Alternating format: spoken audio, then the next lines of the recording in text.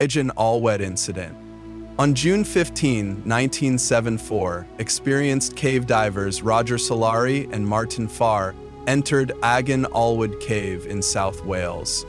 The cave, with over 32 kilometers of winding passages, features narrow chokes and underwater sumps that demand precise navigation and strict air management. Roger carried a reel with 400 feet of line, and Martin had a longer 1,000-foot reel.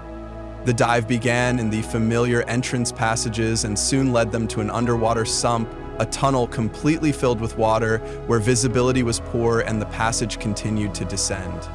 At about 50 to 60 feet below the surface, as Roger laid out his guideline along the narrow passage, his 400-foot reel ran out.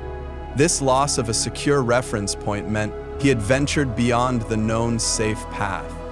Martin, following with his longer reel and monitoring his air supply, noticed his reserves were critically low.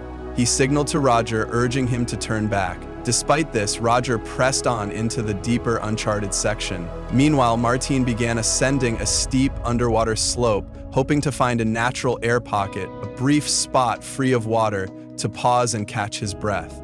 However, he found no such relief. With only a half bottle of air remaining and suffering sharp ear pain from the rapid ascent, Martin was forced to climb quickly back toward the surface. Once on the surface, Martin waited for several minutes, expecting Roger to emerge. When no sign of his friend appeared, and with his remaining air depleting, Martin decided to re-enter the cave to pull the guide line and try to locate Roger. As Martin descended back into the sump, he carefully pulled on the guide line. He soon discovered that the line was slack, indicating it had been severed or detached somewhere along the route.